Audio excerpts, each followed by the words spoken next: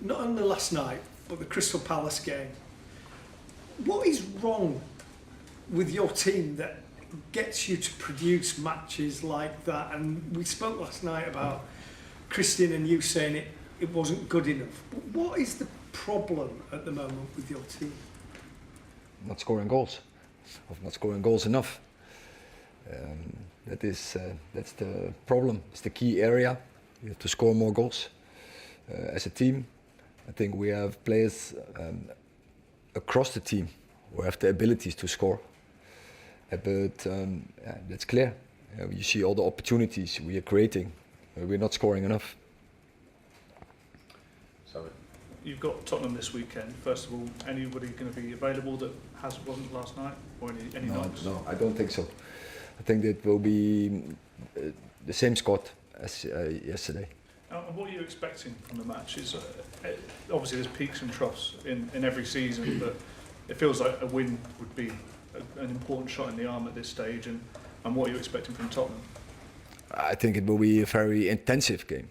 But it's always against Tottenham, and it is, I think, also it's our style as well. So I think it's going to be a very dynamic, attractive game. Eric, you're talking about scoring goals being the big issue. How do you solve that? Is that as simple as personnel, or is it something that has to be done on the training pitch? I mean, how do you see that? Both, and you always work into a season you have to build it. The structures in defending, structures in possession, of course, you start with the build-up. I think we have the structures there quite right. We across, I think almost all the games, we have more possession as the opponent. But then it's about what are you doing with your possession, and I think we bring the ball into the final third. We bring the ball even into the box a lot, but now we have to take more advantage, more benefit from it. Richard. Eric, Ange Postecoglou has talked about the philosophy side, having attacking teams, being positive. In this moment, this situation, given what you've said about your squad, your players, does that help you at all in the way you set up and approach this game? That is, of course, it's every opponent have strengths and weaknesses, and Tottenham they have their strengths definitely, and in their philosophy, very clear, very attacking, but that leaves also space, but that is what they take into account, and that can help, but you have to be very good against Tottenham. If you want to control the game, then you need again a high performance level, and then we will create again. I'm sure, but then take your chances. Neil. Eric, you're in your third season now. How can it be that the team can come from a game and say that they didn't try as much as the opposition wanted it more? How can we be at that point? I think every team has this in a season, and that is when you play 60 games, and then sure there will be games where you are not happy, of course with the performance, but you are not happy where opponent wants more. I think that is also always the psychological side of football and top football, what takes part, and where any team is more hungry than the other, and that the team who can manage this the best, of course, they are the most successful, and they are we are ambitious, so you always demand from yourself and that you are the more hungry as your opponent. So you think your team needs to be hungrier? We should be. That is what we demand from each other, and that is that we have to bring in on a consistent base, and that is what we are striving for. Successful teams has this. Josh he's had a few chances this season. His link-up play has been very good, but there's this. I think it was Ron Koeman who said he's more for 9.5. Do you think that he can become a prolific goal scorer for Manchester United? Yes, I do, and it's sure he's young. We see his great abilities. He's a very good link-up player, as you say. He's creative. He's creating chances, but be fair also, he has his absolutely also his moments towards the goal from the opposition. Yesterday as well, I think it was a great action he had with a great finish as well. It was top save from the keeper. But yeah, in that area he can definitely improve. But yeah, we know that on forehand he has some very good attribute, and also some attributes he has to improve, and there he needs our support how to improve. Hi Eric, just following on from Neil's question, you've been here 2 full seasons now, you've had 5 transfer windows. I think the spend has been about 600 million. Given all that, are the fans of Manchester United not entitled to feel the team should be further forward than you currently are and playing with more consistency? Are they not entitled to feel that? I think you have to assess then the situation, and still now we are working and we are in progress. We have to sign players. We made the choice to sign very young players, like last year Hoyland, like this year Sirkzee, like Lenny Yoro, that are players who have we believe in them now in this moment, but also for the future, and we have to build them. And and when I started, we spoke about more, and we had to make a switch there in the dressing room, and I think we turned the corner, and now we have to work with the squad, and that takes time, and of course I'm also it's not a good behavior for me. I'm impatient. I want to go straight forward, but also be fair. We also had success in the last 2 seasons, and again we have to work very hard to bring another success. I was going to say, so do the fans have to be more patient then? Is that your message? Because some of them, understandably, or maybe not understandably, are losing patience and want to see the team further forward, challenging near the top of the Premier League and playing with greater consistency. Do they need to be more patient, or? But you have also to be fair, and I say it again. That is, we won 2 trophies the last 2 seasons, and we want also this season. We are ambitious. Don't get us wrong. We want to win another one, and we want to be as high as possible. And we go in every game, and we will go for winning the game. Doesn't matter who the opponent is. Eric, Bruno Fernandes is the one that sort of stays out there for the most of the game, the entirety of the game. But is he at all fatigued by the start of the season? It seems like he's not quite at the levels that we've seen of him previously. I think the team brings him now in a situation, and I think he is capable of, and I think he has proven this so many years already in the Premier League, that he can create many chances. And I'm convinced he will this season he will not do differently, and he will come on this point that he will find his form, and he's already creating chances, but he will make final passes. He will score goals 100%. Sunday team news-wise.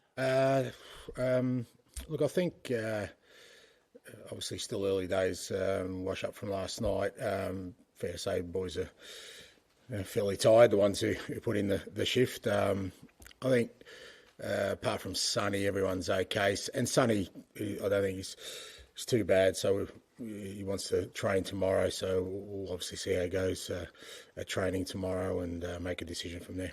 Basically, speaking to him, obviously he was so good the other day in the presser, if he feels okay and ready to go, because there's so many games coming up, isn't there? Yeah, true, yeah, so, but again, we've got sort of another day up our sleeve to give him every chance. The club are expected to trigger an extra year on his contract. You always have the final say. Is that an easy decision for you? Oh, well, I don't always have a final say, but certainly I'd like to think my input is significant on it. But yeah, look, I think it's part of a broader discussion about Sonny. But you know, the way he's performing, the way he's leading the club at the moment, I certainly want him to stick around for a while. Speaking of leaders, Vicario joining the leadership group, took the armband last night. He's put on his Instagram how proud he is. Are you proud of him? Because there was a lot of criticism, not here, but outside about the goals he'd conceded. But he was great last night, wasn't he? Yeah, he was. He's been great since the day he arrived, mate. I think criticism's just part of the nature of football these days, and he's we've had a few under the spotlight. But I include him in the leadership group this year. I've just seen his growth, and again, he's one of these guys who's really positive, comes in every day, wanting to work, comes in on his days off wanting to work, and he's just a great example for everyone, and great human being as well, and thought he could add something to our leadership group. And it was great for him to sort of get the armband last night, and I thought he rose to the occasion. He was big for us. He hasn't had to make too many big saves in the first few games for us, but we needed him for a couple last night, and he was great. Thanks. Hello, afternoon. Archie Gray at such a young age has been able to slot into midfield and defence, had his first start this month. Where do you see him in his best position? Because we've seen him mainly as right back. I see him in a Tottenham shirt and playing good football. I thought he was great last night. A different challenge for Archie, obviously. His first European game, and having to sort of play 10 men for the whole game. He had to do a couple of different roles, but he's, as I've said from the outset, he's from the moment he's arrived, he's looked like a real sort of mature young man who really has got a great focus around the career he wants to have ahead of him. At the moment, he's had a couple of games at right back for us. Pre-season, he played a few different positions, but what I do know is he'll be a significant contributor for us. He already has been, and I was really proud of him last night, the way he handled everything. Another fantastic player that the Tottenham fans adore, Lucas Bergvall. Of course, he had to come off early because of the red last night. But when he plays, the confidence, the ability, winning his duels, progressing up the pitch, quite unusual for a player that young to be so confident when he gets his chance. Can we expect him again to be a strong contributor in this season? Because he's been excellent so far. Yeah, absolutely. Again, Lucas is another one who I think I said before the game, we're really keen to expose him to European football last night. Unfortunately, it ended prematurely for him, and he was, understandably, he was disappointed. But it doesn't take away from the fact that that's how much we trust him. That we wanted him to start last night, and he'll get plenty of opportunities to play. And again, he's another one who's come in as an 18-year-old and sort of not really let his age affect the fact that he wants to make a contribution to our football club straight away, and I'm sure he will. You've spoken previously about the fact that, the project will be long in testing at points, but when the success comes, you'll see it will click. Games like last night, we talk about player confidence a lot and what wins do, but how does it feel as a manager for your morale when that attacking football, the ethos that you want to deliver on the pitch, you can see it, and the fans are in tune with that? Yeah, don't stress about my morale. It's usually pretty good. I'm fairly optimistic about whatever sort of project I'm involved in. And look, it was good last night. It was a different way for us to, it was a different challenge for us. Obviously, not just with 10 men. And great to see the lads sort of try and persevere playing our football. At times, we weren't able to because obviously you're a man down, but we did what was required. And most important for us, I think, European football, your home ties are pretty crucial because every away game is tricky for one reason or another, and you really want to get off to a good start. So the fact that we got a win was important. Thank you. Hi, Ange, how are you? I'm good, mate. I'm tired, mate. It was a late night. So I'm no good with late nights with you. Depends how early I have to get up the following day. Okay, anyway, go on, mate. Sorry. Man United on Sunday. A big game. It feels like the opposing manager is under a little bit of pressure going into this game. So how do you work that within your game plan? Oh, I don't, mate. There's always some manager under pressure. I think it's just, there must be a sort of, what do they call one of those spinning boards with all our faces on it, and whatever it lands on, he's the one that cops it for a week or two. So, But I think Eric's in a real tough job. He's done really well. You know, he keeps mentioning he's won 2 trophies, and he has, mate. You know, so I don't think that's insignificant. Everyone keeps telling me that's all I have to do, but obviously it's not all you have to do. You know, because when you do that, then there's more.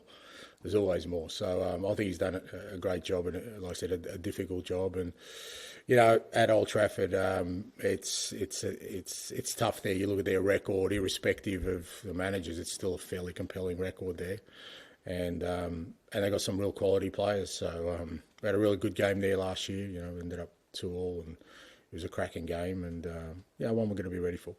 FC20 got a draw there on Wednesday, and off the back of that, a few United legends that are in the media come out and say Old Trafford is not as scary a place to go to anymore as it used to be. Is it? I've never been scared by a venue, so I'm not really sure. I still think, I think what makes kind of venues unique is the atmosphere. And you know, like I said, last year when we played there, I thought the atmosphere was brilliant. The supporters got behind their club, and I mean, obviously I'm not there all the time, so I can't tell if that's changed. But you know, my experience there last year was that it's still, you know, a great atmosphere at Old Trafford. It's a great stadium in terms of, you know, the history and tradition behind it, and it's one of those games that I think players and everyone involved, managers, get excited about, and certainly we will be as well. And since he deleted his social media account, Brennan Johnson can't stop scoring for you and playing well. Firstly, I know your views on social media. Firstly, do you think all footballers should delete their social media accounts? And secondly, has that had, even psychologically, some sort of influence on him over the last couple of weeks? Look, I don't know. Look, if it's made sort of, you know, Brennan, you know, happier, or you know, sort of more comfortable. I think when you switch something off, it's probably because it makes you uncomfortable rather than sort of unhappy. It's just then that's great for him, but that's not the reason. I don't think. I think the reason is that he, as I said a couple of weeks ago, he just works awfully hard at his game, and if you work awfully hard at something and you're really passionate about it, you know, eventually, you know, you get the rewards. You know, the thing is not to let it sort of affect your work ethic and your focus, and it hasn't. You know, like I said, Brennan is in every day wanting to be better. He asks for feedback.